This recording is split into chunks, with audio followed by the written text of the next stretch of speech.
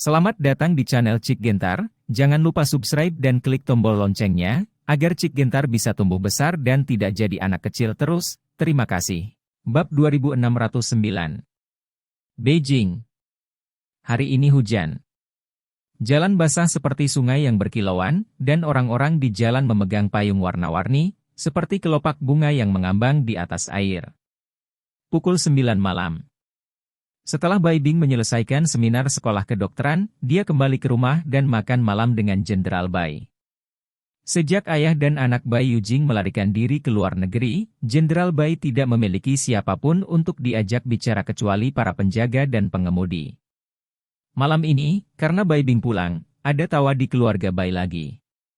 Keduanya mengobrol sambil makan. "Xiao Bing, kamu tidak terlalu muda. Bekerja keraslah dengan Ye Qiu untuk melahirkan anak sesegera mungkin, sehingga aku masih bisa menikmati kebahagiaan keluargaku," saran Jenderal tua Bai. Bai Bing tidak pernah mau, tapi dia tidak tahu apa yang sedang terjadi, perutnya tidak bergerak begitu lama. Ganti topik saja. "Kakek, kenapa kamu tidak pergi ke Jiangzhou denganku untuk tinggal?" "Ye Qiu juga ingin kamu pergi ke Jiangzhou," kata Bai Bing. "Tidak." Jenderal tua Bai berkata, "Setelah tinggal di ibu kota untuk waktu yang lama, saya tidak terbiasa pergi ke tempat lain." Bai Bing berpikir sejenak, lalu berkata, "Kalau tidak, aku akan kembali dan mentransfer pekerjaanku kembali, jadi aku bisa menemanimu." "Tidak, kamu harus tinggal di Jiangzhou bersama Ye Qiu." Jenderal Bai berkata, "Begitu kekasih dipisahkan, akan ada banyak konflik dan kesalahpahaman." Bai Bing tersenyum dan berkata, "Tidak, Ye Qiu dan aku sangat percaya satu sama lain. Tidak peduli seberapa besar kamu percaya, jaraknya akan jauh, dan perasaan akan terasing." Jenderal Bai berkata, "Dengarkan aku, kamu bisa tinggal di Jiangzhou. Untukku, kamu tidak perlu khawatir. Ada penjaga di rumah, sopir ketika saya keluar, dan beberapa teman lama dan bawahan datang menemui saya dari waktu ke waktu. Saya biasanya berlatih kaligrafi dan mendengarkan opera Peking, dan hidup saya cukup menyenangkan. Ngomong-ngomong, apakah ada lelucon di rumah sakit? Biarkan aku memberitahu kalian berdua." Bai Bing berpikir sejenak, dan berkata, "Beberapa tahun yang lalu, seorang pria pergi ke rumah sakit untuk menemui dokter, dan terus mengatakan bahwa setelah dia bangun di pagi hari, dia merasakan kekuatan tak terlihat mencekik lehernya, itu sulit bernafas, dan selalu ada sesuatu yang aneh di belakang lehernya. Angin yin, dia curiga bahwa dia jahat. Kakek, coba tebak ada apa dengannya?" "Ada apa?" Jenderal tua Bai bertanya dengan rasa ingin tahu. Bai Bing berkata, "Dokter di Departemen Pengobatan Tiongkok dengan hati-hati memeriksa orang ini dan menemukan bahwa tubuhnya sangat sehat. Adapun gejala-gejala ini pada tubuhnya, itu karena dia mengenakan sweternya terbalik." Jenderal tua Bai tertegun sejenak, lalu tertawa terbahak-bahak, "Hahaha." Pintu halaman. Kedua penjaga yang berjaga mendengar tawa Jenderal Bai, saling memandang, dan mengobrol dengan suara rendah. Bab 2610. Sudah lama sejak saya mendengar tawa jenderal tua itu. Ya, terakhir kali saya mendengar tawa jenderal tua itu adalah ketika Dewa Militer dan Ye Lao datang mengunjunginya bulan lalu. Dapat dilihat bahwa jenderal tua itu sangat senang setelah Nona Bai kembali. Jenderal lama mengabdi pada negara, dan sekarang dia sudah tua. Saya sangat berharap orang tuanya bisa sangat bahagia setiap hari. Ini semua salah Bai Yujing. Jika bukan karena bocah ini, bagaimana keluarga Bai bisa begitu sepi? Jenderal Bai memiliki cucu Bai Yujing, sangat disayangkan bagi keluarga. Kalian berdua, apakah kamu berbicara tentang aku? Tiba-tiba, wajah yang familiar muncul di depan mereka berdua tanpa peringatan. Bai Yujing. Pupil kedua penjaga menyusut tajam, mereka tidak pernah berpikir bahwa Bai Yujing akan muncul saat ini. "Bai Yujing, kamu sangat berani, beraninya kamu kembali. Pergi dari sini sekarang. Kalau tidak, jangan salahkan kami karena bersikap kasar padamu." Ketika salah satu penjaga berbicara, tangan kanannya sudah berada di pistol di pinggangnya. Bai Yujing berkata sambil tersenyum, seolah-olah dia belum melihatnya, "Ini rumahku, mengapa aku tidak bisa kembali?" Ini kalian berdua, terima kasih telah membantuku merawat orang tua itu. Misimu telah selesai, kerja keras. Apa artinya?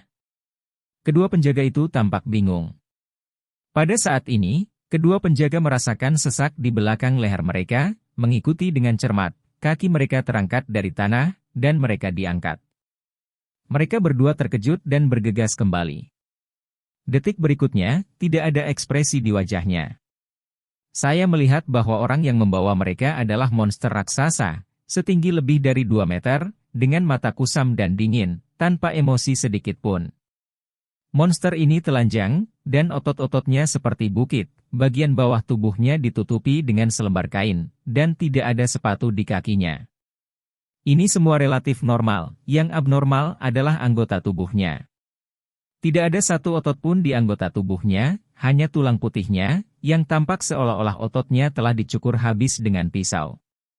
Bab 2611. Monster apa ini?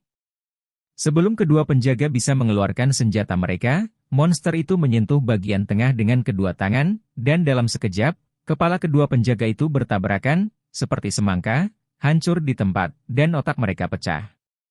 Kemudian, kedua mayat itu terlempar ke tanah. Monster itu melangkah ke samping. Bai Yujing melangkahi kedua mayat itu dan berjalan menuju restoran. Jenderal tua Bai dan Bai Bing sedang berbicara dan tertawa ketika tiba-tiba pintu restoran didorong terbuka. Keduanya mengangkat kepala pada saat yang sama, melihat ke arah pintu, dan melihat sosok yang dikenalnya berjalan masuk dari luar. Bai Yujing. Ketika Bai Bing melihat Bai Yujing, dia langsung berdiri dan berteriak, "Apa yang kamu lakukan di sini? Aku merindukanmu, jadi aku kembali untuk menemuimu." Bai Yujing memandang Jenderal tua Bai dan berkata sambil tersenyum, "Kakek, apakah kamu baik-baik saja?" Wajah Jenderal tua Bai acuh tak acuh, dan dia berkata dengan sungguh-sungguh, "Keluar." Bai Yujing tidak hanya tidak pergi, tetapi duduk di samping meja makan dan berkata, "Kakek, saya akhirnya kembali mengunjungi Anda, tetapi Anda ingin mengusir saya, bukankah itu terlalu kejam?" Jenderal Bai berkata, "Sejak ayah dan anakmu diusir dari rumah olehku, aku akan memperlakukan ayah dan anakmu sebagai orang mati." Bai Yujing tersenyum dan berkata, "Saya lega mendengar Anda mengatakan itu." "Jangan khawatir." Jenderal tua Bai bertanya balik. "Karena kamu tidak memperlakukanku sebagai cucumu, maka aku tidak harus sopan padamu, kan?" Setelah Bai Yujing selesai berbicara, dia menampar wajah Jenderal tua Bai. Terkunci. Jenderal tua Bai dijatuhkan ke tanah oleh Bai Yujing, membuka mulutnya dan meludahkan seteguk darah, diikuti dengan pingsan. Bai Bing berteriak marah, "Bai Yujing, apa kamu gila? Ini kakekmu." "Diam." Bai Yujing memelototi Bai Bing dengan ganas, dan berkata dengan dingin, "Dasar jalang, ketika Ye Qiu terbunuh, aku akan memperkosamu." Ledakan. Bai Yujing menebas leher Bai Bing dengan pisau telapak tangan, menyebabkan Bai Bing pingsan. Pada saat ini, monster itu masuk dari luar, memegang Bai Bing di satu tangan dan Jenderal Bai di tangan lainnya, mengikuti di belakang Bai Yujing dan berjalan keluar pintu. Ketika saatnya untuk pergi, Bai Yujing melirik kembali ke villa keluarga Bai, dan tersenyum dingin. "Aku akan segera kembali, dan kemudian aku akan membuat seluruh dunia gemetar di bawah kakiku." "Pergilah." Bai Yujing mengambil monster itu dan menghilang ke dalam malam yang luas. Bab 2612. Ye Qiu sama sekali tidak menyadari apa yang terjadi di ibu kota. Setelah dia mengirim ibu dan anak perempuan Qin Wan pulang, dia pergi mencari Su Luoying. Tadi malam, dia berduel dengan Qin Wan sepanjang malam. Setelah menggunakan teknik kamar, meskipun keduanya mencapai kebahagiaan yang belum pernah terjadi sebelumnya, tingkat kultivasi Ye Qiu tidak meningkat sedikit pun. Jadi, dia memutuskan untuk mencoba Su Luoying. Terakhir kali, setelah bergabung dengan Su Luoying, kultivasinya telah meningkat pesat. Ye Qiu ingin melihat apakah dia bisa meningkatkan kultivasinya kali ini. Di tengah malam, Ye Qiu diam-diam menyelinap ke kamar Su Luoying. Setelah memasuki pintu, lampu di ruangan itu terang, tetapi Su Luoying tidak terlihat. Rumah itu sepi. "Aneh, kemana perginya orang-orang?" Ye Qiu bingung. Tiba-tiba, dengan derit, pintu kamar mandi terbuka, dan Su Luoying berjalan keluar. Pada saat ini, tidak ada helai di tubuhnya, dan rambutnya yang basah menutupi bahunya yang seputih salju, seperti kembang sepatu yang muncul dari air, berdiri ramping. Terutama kulitnya, di bawah iluminasi cahaya, seperti porselen putih terbaik, memancarkan cahaya putih berkilau, yang membuat orang tanpa sadar terobsesi. Pemandangan yang bagus. Ye Qiu tidak bisa tidak kagum. Pada saat ini, Su Luoying juga melihat Ye Qiu, dan dengan cepat menutupi dadanya dengan kedua tangan, tetapi dia tidak mengenakan pakaian, bahkan jika dia menutupi dadanya, masih ada area kulit yang luas yang terlihat di depan mata Ye Qiu. Apa? Su Luoying berteriak dan berbalik untuk masuk ke kamar mandi. Ye Qiu menghindar, bergegas keluar, dan memeluk Su Luoying dari belakang. Pada saat yang sama, dia mencium bagian belakang lehernya. Ye Qiu, jangan lakukan ini, aku. Su Luoying senang sekaligus takut, lapisan merah muda muncul di kulitnya, tubuhnya sedikit gemetar, dan dia terlalu malu. Luoying, kamu sangat cantik. Setelah Ye Qiu selesai berbicara, dia meraih daun telinga Su Luoying. Dalam sekejap, Su Luoying seperti bola kapas, merosot di lengan Ye Qiu. Suhu di dalam ruangan dengan cepat memanas, dan tidak butuh waktu lama bagi Ye Qiu untuk pergi berperang tanpa baju. Untuk sementara waktu, musim semi bersinar terang. Bab 2613. Musim semi sedang bermekaran. Musim semi penuh dengan taman. Tunas bambu musim semi marah. Musim semi memikat. Apakah ada idiom? Bantu saya memikirkannya. Pada saat yang sama saat mereka akrab, Ye Qiu membimbing Su Luoying, dan keduanya berlatih operasi kamar di tengah. Tidak sampai Dongfang Lubai pertempuran akhirnya berakhir, Su Luoying sangat lelah sehingga dia tertidur. Ye Qiu masih hidup dan penuh energi, lalu dia memeriksa dantiannya. Dia terkejut menemukan bahwa kibawaan ke-9 muncul di dantiannya. Kibawaan ini hanya lebih dari 1 inci panjangnya, dan belum sepenuhnya terbentuk. Selama melewati bencana, kibawaan ke-9 akan terungkap sepenuhnya. Pada saat itu, kekuatannya pasti akan meroket. Haruskah saya mengatasi malapetaka sekarang, atau menetap sebentar dan kemudian mengatasi malapetaka? Tepat ketika Ye Qiu ragu-ragu, suara "bum" memekakkan telinga. Ye Qiu datang ke jendela dan melirik keluar, hanya untuk melihat bahwa langit ditutupi dengan lapisan tebal awan gelap, kilat menyambar dan guntur. Tetapi tidak ada tetesan hujan yang terlihat, yang membuat orang merasa kusam. Itu bukan pertanda baik bahwa situasinya berubah di pagi hari. Hari berikutnya. Pagi, pukul 8 pagi. Aula Hades. Kantor Dewa Perang. Dewa Perang, apakah kamu mencariku? Tang Fei masuk dari pintu dan bertanya. Lihat ini. Dewa militer menyerahkan dokumen kepada Tang Fei dan berkata, ini dilaporkan oleh polisi. Tang Fei mengambil dokumen itu dan meliriknya dengan cepat, wajahnya berubah. Pengawal Jenderal Bai terbunuh. Jenderal Bai hilang.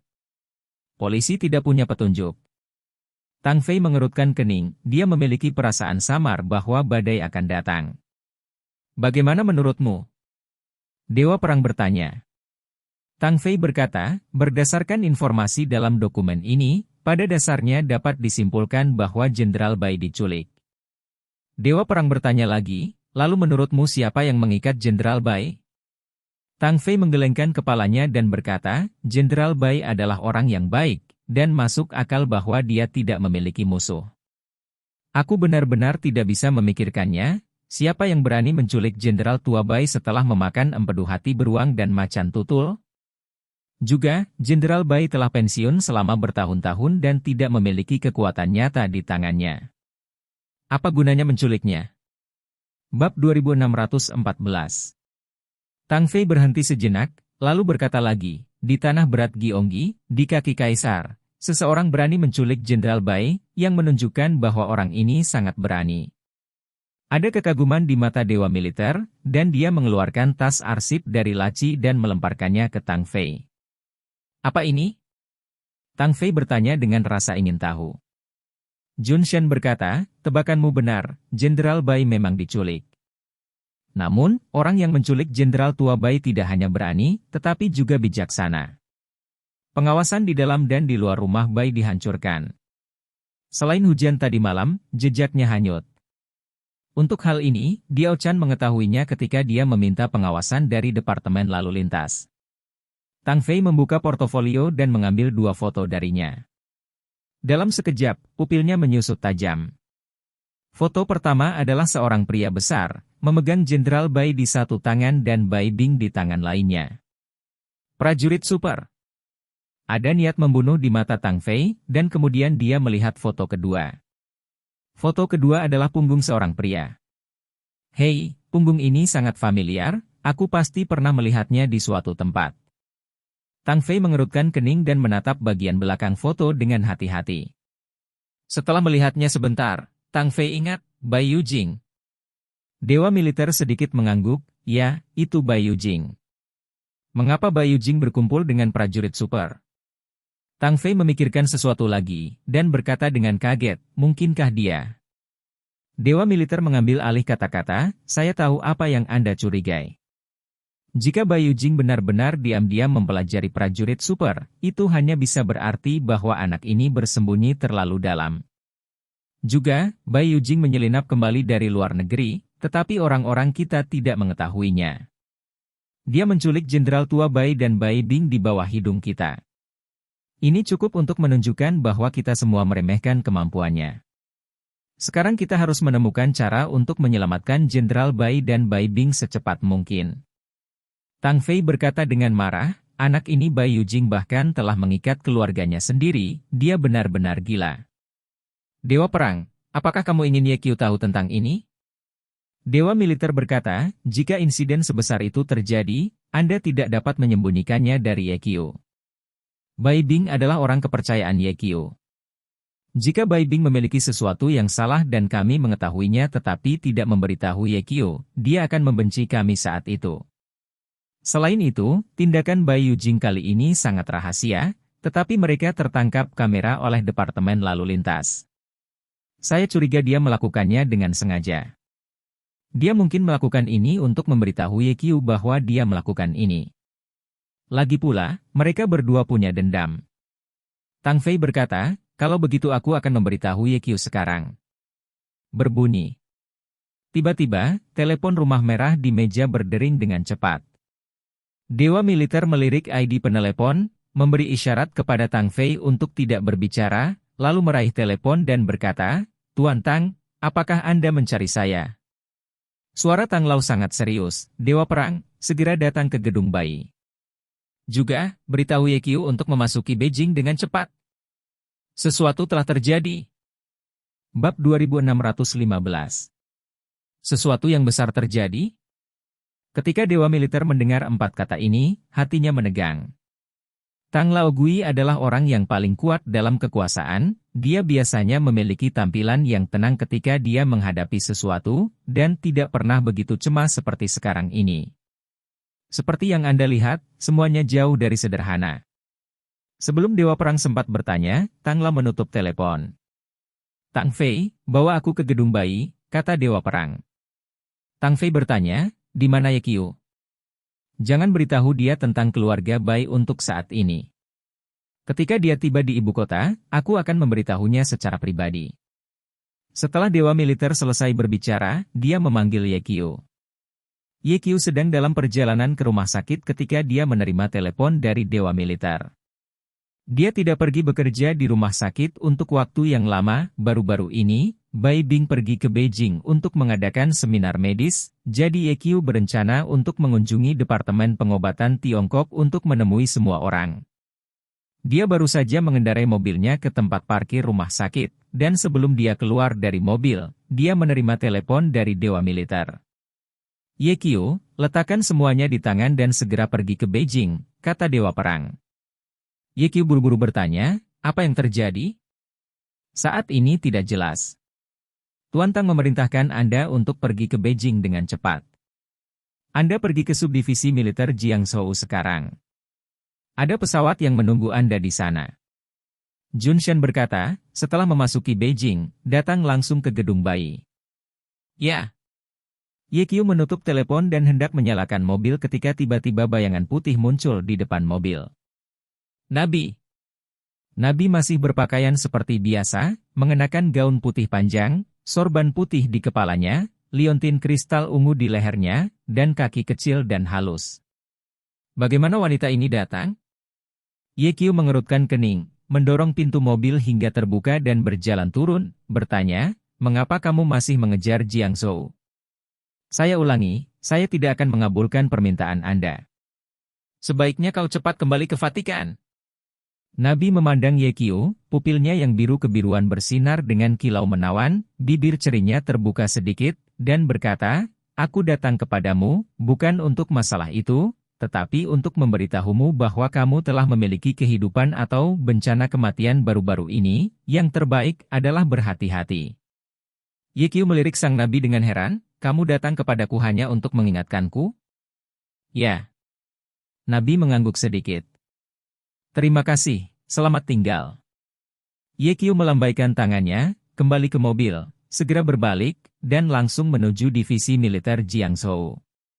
Segera setelah dia pergi, wajah Nabi tiba-tiba menjadi sangat pucat, dan aliran darah merah terang mengalir di sudut mulutnya. Dia memperhatikan mobil yang lewat dan berkata dengan lembut, "Aku baru saja menyimpulkan nasibmu, tapi aku tidak mengira itu akan melukai vitalitasku. Sepertinya aku tidak bisa membantumu kali ini. Apakah Anda bisa selamat dari malapetaka hidup dan mati sepenuhnya terserah Anda." Bab 2616. Yekyu, semoga kamu beruntung. Suara Nabi jatuh, dan tubuhnya dengan cepat menghilang dari tempatnya. Dalam perjalanan ke subdistrik militer, Yekyu menelepon Tuan Ye lagi, ingin bertanya kepada Tuan Ye apakah dia tahu apa yang terjadi. Tak disangka, setelah telepon tersambung, orang yang menjawab telepon itu bukanlah Tuan Ye, melainkan bayangan. "Senior, bagaimana dengan lelaki tua itu?" Yekyu bertanya.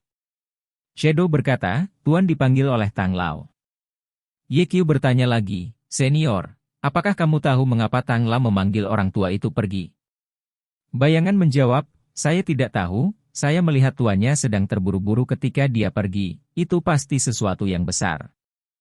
"Oke, aku mengerti, terima kasih." Yekyu menutup telepon dan wajahnya menjadi serius. "Tang Tua memanggil Dewa Perang dan lelaki tua itu, dan biarkan aku pergi ke Beijing dengan cepat." "Apa yang terjadi?" Setelah setengah jam, Yekyu datang ke subdistrik militer, mengambil helikopter bersenjata, dan terbang ke ibu kota. Di pagi hari, pukul 10.40. Helikopter mendarat di bandara terdekat dengan gedung bayi. Saat Yekyu turun dari pesawat, seorang pria paruh baya dengan mata tajam dengan cepat berjalan di depan Yekyu. "Halo, Tuan Ye, saya di sini untuk menjemput Anda atas perintah Penatua Tang," kata pria paruh-baya itu. Yekyu sekilas mengenali bahwa pria paruh-baya ini berasal dari korps pengawal dan berkata, "Ini kerja keras." "Tuan Ye sangat baik, tolong." Pria paruh-baya itu memberi isyarat mengundang dan membawa Yekyu ke mobil berbendera merah besar. Yekyu memperhatikan bahwa mobil bendera merah besar memiliki lencana militer di atasnya, dan nomornya sangat istimewa, dia sepertinya pernah melihatnya di suatu tempat. "Apakah ini kursi khusus untuk Dewa Perang?" tanya Yekyu. Pria paruh-baya itu berkata, "Ini mobil Tang Tua." Yekyu akhirnya ingat bahwa pada malam pertempuran kota terlarang terakhir, Penatua Tang ada di mobil ini. "Tuan Ye, silakan masuk ke mobil, Tuan Tang masih menunggumu," kata pria paruh-baya itu. Yekyu duduk di barisan belakang. Pria paruh-baya itu mengendarai sedan bendera merah besar dengan cepat menuju gedung bayi. Hati Yekyu terasa berat. Tang Lao memerintahkannya untuk pergi ke Beijing dengan cepat, dan mengirim mobilnya sendiri untuk menjemputnya, semuanya menjelaskan bahwa sesuatu yang besar telah terjadi. 20 menit kemudian, mobil bendera merah besar melaju ke gedung bayi. Karena ini adalah mobil Tang Lao, tidak ada pemeriksaan di gerbang, dan mereka langsung dilepaskan. Bab 2617. Pria paruh-baya itu berkata, "Tuan Ye, saya akan mengirim Anda ke sini." "Terima kasih." Yekyu keluar dari mobil, meliriknya, dan melihat lebih dari selusin mobil diparkir di sampingnya. Sedan besar Hongqi All-in-One. Setiap mobil memiliki plat nomor khusus. Ada begitu banyak orang besar di sini, sepertinya semuanya tidak kecil. YQ dengan cepat berjalan ke dalam gedung. Aneh untuk dikatakan, setelah melihat YQ, tidak ada penjaga yang berjaga dan berpatroli datang untuk menanyainya, seolah-olah dia adalah orang yang transparan. YQ masih ingat bahwa ketika dia pertama kali datang ke sini, dia melewati level yang tak terhitung jumlahnya dan digeledah. Pada saat ini, Tang Fei keluar dari dalam. YQ, Tuan Tang dan yang lainnya menunggumu di ruang konferensi di lantai 9. Ikutlah denganku. Tang Fei memimpin YQ dan bergegas ke lantai 9. Tang Tua, mengapa para penjaga ini tidak menginterogasiku hari ini? YQ bertanya dengan curiga. Pesan Tang Tua, mulai sekarang, kamu tidak perlu mencari di sini ketika kamu datang ke sini, kata Tang Fei. Saya mengerti. YQ bertanya lagi, ngomong-ngomong, apa yang terjadi, dan memanggilku ke ibu kota dengan tergesa-gesa. Selain itu, aku juga melihat banyak mobil orang besar diparkir di luar. Tang Fei menggelengkan kepalanya, saya tidak tahu. Kamu bahkan tidak tahu? YQ sangat terkejut. Anda harus tahu bahwa Tang Fei bukan hanya pria tingkat tinggi di Aula Hades, tetapi juga tidak rendah. Tang Fei berkata, Anda mungkin tidak percaya, tetapi saya tidak memenuhi syarat untuk berpartisipasi dalam pertemuan ini hari ini. Tetapi dapat dilihat bahwa sesuatu pasti telah terjadi. Bergerak. Tang Fei membawa YQ ke pintu ruang konferensi di lantai 9 dan berkata, masuklah sendiri, aku akan menunggumu di luar. YQ mendorong pintu dan masuk. Seketika hatiku bergetar. Melihat sekeliling, saya melihat selusin jenderal tua duduk di ruang konferensi, masing-masing membawa 3 bintang emas di pundak mereka. Adegan itu sunyi. Suasananya serius. Setelah YQ memasuki pintu, mata semua orang tertuju pada wajahnya. Halo, Tuan Tang, dan halo, para jenderal. YQ menyapa semua orang tanpa bersikap rendah hati atau sombong. Duduk. Dewa Perang menunjuk ke kursi kosong di sampingnya. YQ berjalan ke Dewa Militer dan duduk. Tang Lao berkata, semua orang telah tiba, mari kita mulai rapat. Bab 2618. Rapat dimulai. Semua orang memandang Tang Lao duduk di tempat pertama, dan mereka juga ingin tahu, apa yang terjadi? Tang Lao berkata, saya mengundang semua orang untuk datang hari ini, karena peristiwa besar terjadi, Wei Donghai, Anda datang dan memberitahu semua orang. Wei Donghai, laki-laki, 54 tahun, adalah komandan tertinggi yang ditempatkan di Laut Cina Timur. Ya. Wei Donghai menjawab, berdiri dan berkata, semua orang harus tahu tentang pulau tak berpenghuni, kan? Mendengar ini, semua orang terkejut. Wei Tua, apa yang terjadi dengan pulau tak berpenghuni? Apakah Dadong menyerang? Selama perang anti-Jepang, Dadong melakukan kejahatan keji di negara kita, dan kasus ini belum diselesaikan. Jika mereka berani membuat masalah di pulau tak berpenghuni, maka mereka akan menyelesaikan kebencian baru dan kebencian lama bersama-sama. Beberapa jenderal tua berkata berturut-turut. Diam. Dewa Perang mengetuk meja dan berkata, Xiao Wei, jangan pedulikan dan bicara langsung. Oke. Wei Donghai berkata, ini seperti ini.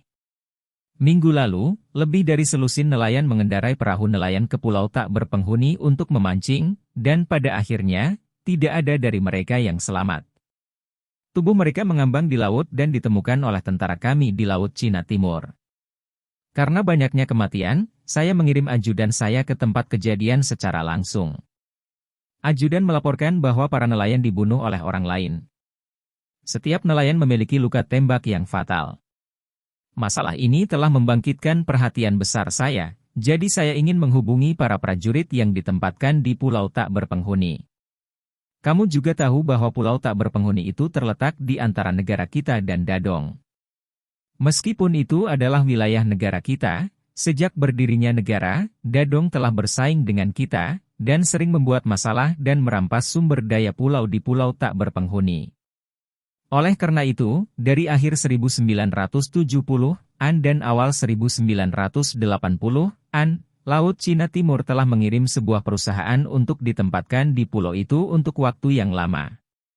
Setelah insiden nelayan, saya ingin menghubungi tentara yang ditempatkan di pulau tak berpenghuni dan bertanya apa yang terjadi.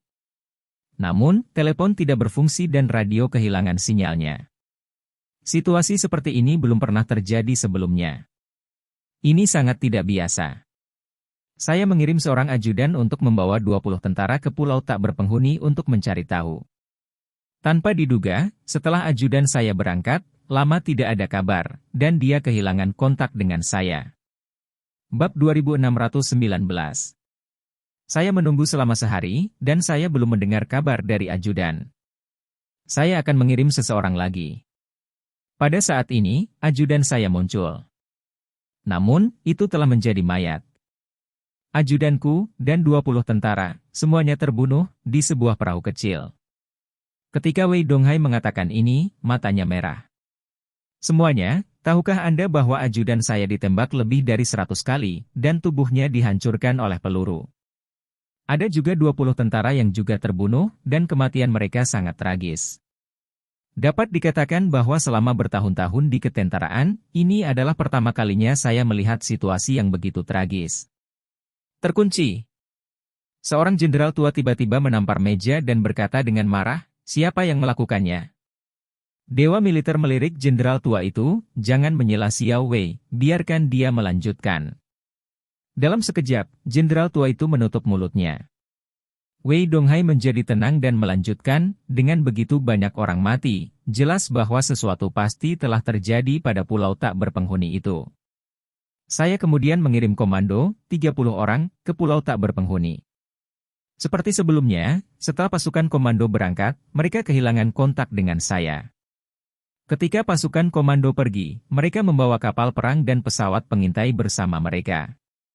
Melalui penentuan posisi teknis, ditemukan bahwa kapal perang telah tenggelam, dan pesawat pengintai juga jatuh ke laut. Apa? Para jenderal veteran yang hadir terkejut. Namun, kami mengambil gambar melalui satelit dan mengirimkannya kembali, silakan lihat.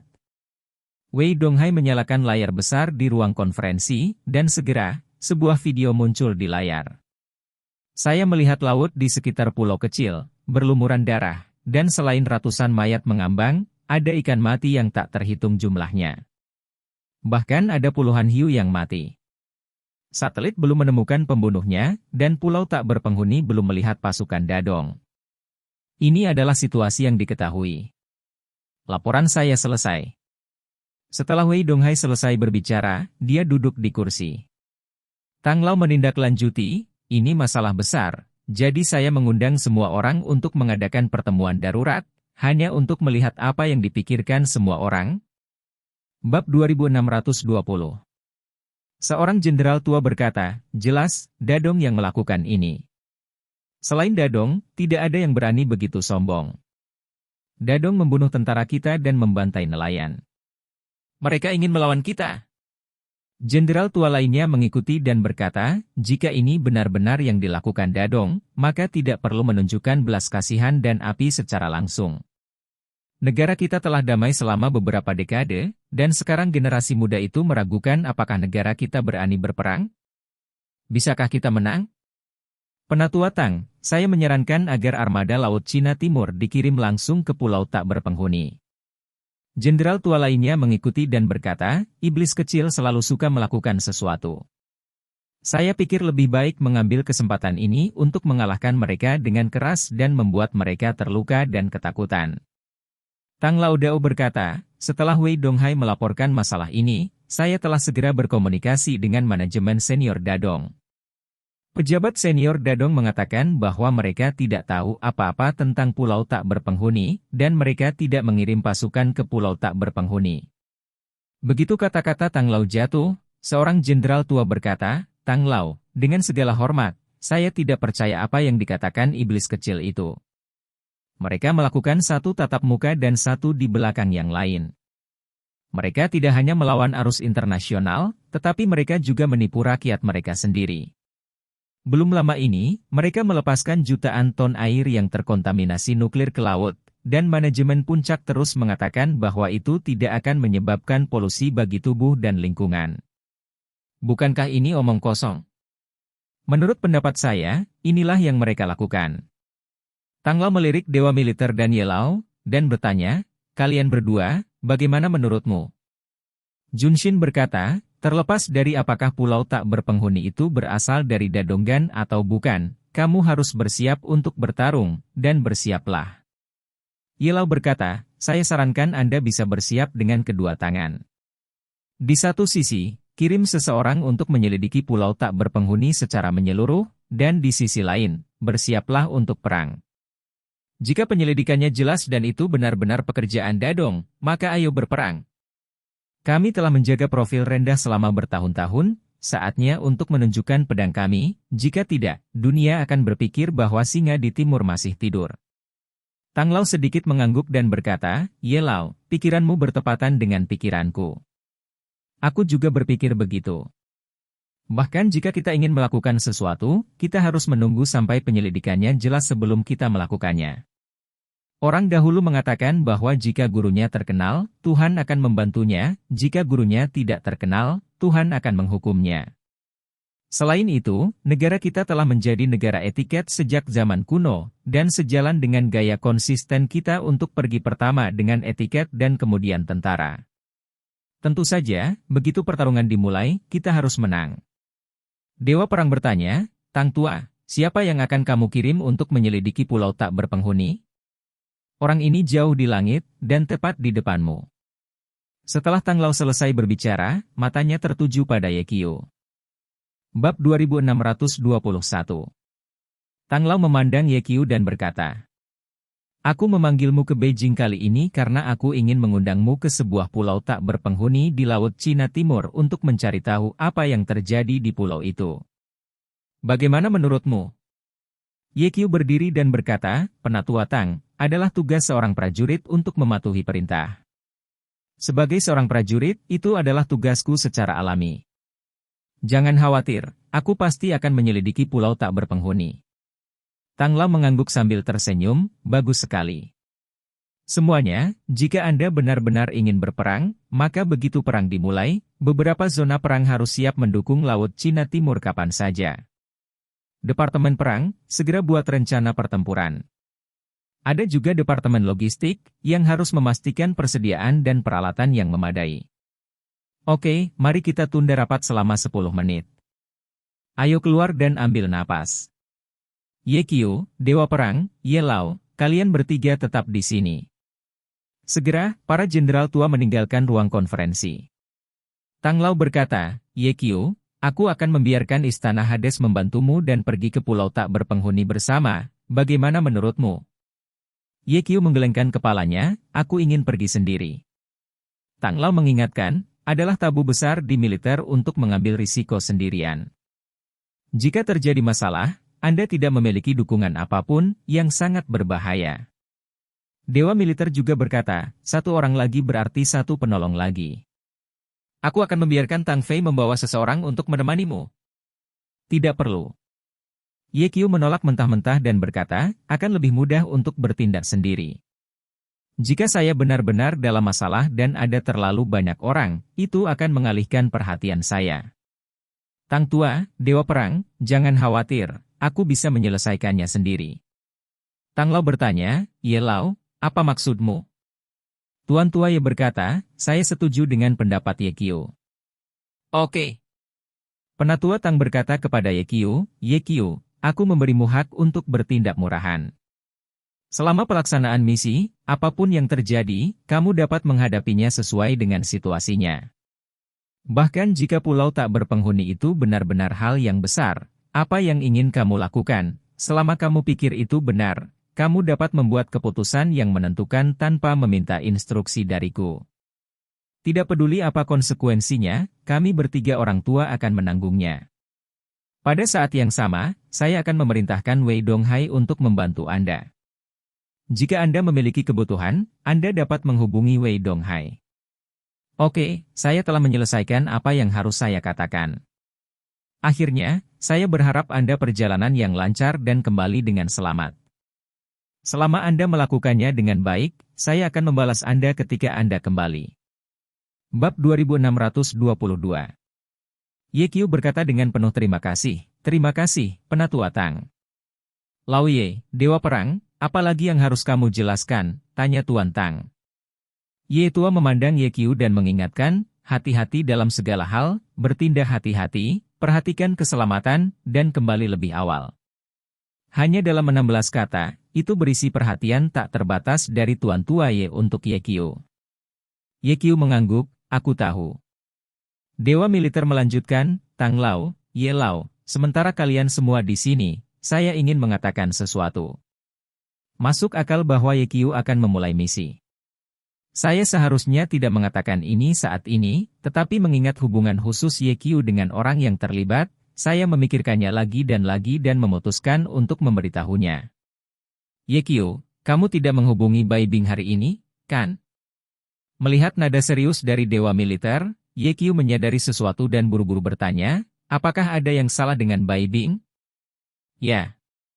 Dewa Militer mengangguk sedikit dan melanjutkan, tadi malam, pengawal Jenderal Bai terbunuh, dan Jenderal Bai dan Bai Bing diculik.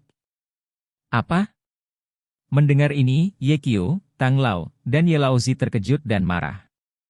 Jenderal Bai adalah satu-satunya pendiri negara yang masih hidup. Siapa yang berani menculiknya? Untuk benar-benar menculik Jenderal Bai di ibu kota, apakah kamu ingin mati? Pak Tua Ye dan Tang Tua penuh dengan ekspresi membunuh. Apakah kamu menemukan petunjuk? Siapa yang melakukannya? Ye Qiu bertanya kepada Dewa Militer. Pada saat ini, niat membunuh yang mengerikan ditekan di dalam hatinya. Untuk waktu yang lama, kerabat dan orang kepercayaannya adalah skala terbalik Ye Qiu. Dia sudah memikirkannya, tidak peduli siapa yang menculik Bai Bing, dia tidak akan membiarkan orang ini hidup. Jun Shen berkata, berbicara tentang si pembunuh, Anda semua mengenalnya. Dia adalah cucu Jenderal Bai, Bai Yujing. Bai Yujing. Pak Tuai terkejut, bukankah anak ini di luar negeri?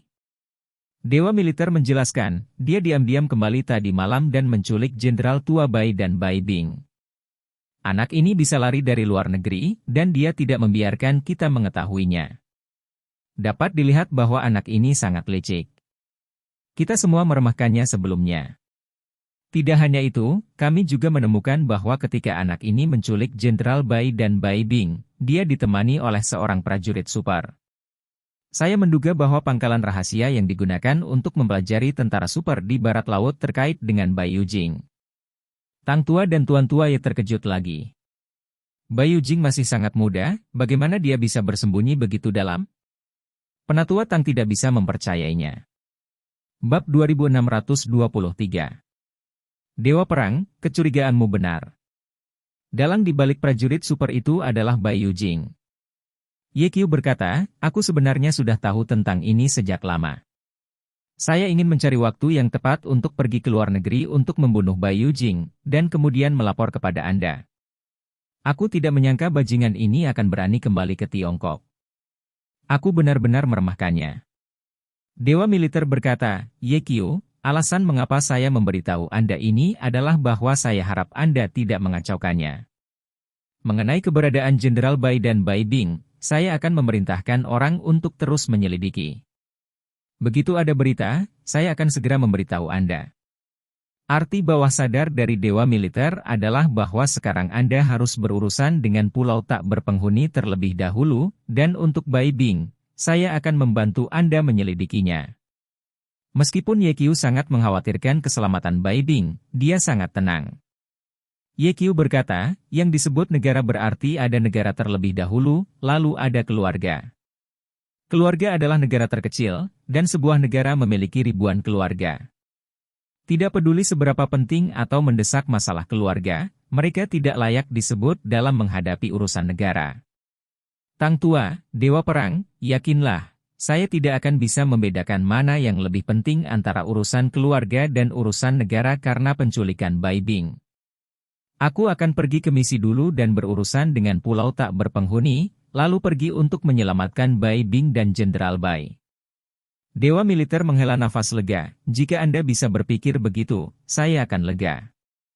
Tang Lao juga berkata, Ye Qiu, kamu jauh lebih dewasa dari sebelumnya. Saya sangat lega melihat kamu tumbuh begitu cepat. Belum terlambat, aku akan pergi sekarang. Setelah Ye Qiu selesai berbicara, dia berdiri dan memberi hormat kepada Elder Tang dan Dewa Militer, lalu berbalik dan keluar dengan cepat. Tinggalkan gedung bayi. Ye Qiu memanggil Cao Qingcheng. Suzaku, aku memerintahkanmu untuk mengerahkan semua murid Longmen untuk menemukan keberadaan Bai Yujing dengan segala cara. Jenderal Bai dan Bai Bing ada di tangannya. Setelah menemukan Bai Yujing, temukan cara untuk menyelamatkan Jenderal Bai dan Bai Bing. Ingat, Bai Yujing memiliki tentara super di sisinya, dan dia hanya bisa menyelamatkan orang dengan kebijaksanaannya, bukan sembarangan. Adapun Bai Yujing sendiri, jangan sentuh dia, simpan untukku. Aku akan membunuhnya dengan tanganku sendiri. Setelah Ye Qiu menyelesaikan instruksinya, dia mengikuti Wei Donghai ke pesawat tempur militer. Wei Donghai secara pribadi mengemudikan pesawat tempur, membawa Ye Qiu, dan terbang menuju Laut Cina Timur. Pukul 1 siang. Pesawat tempur itu mendarat di Laut Cina Timur.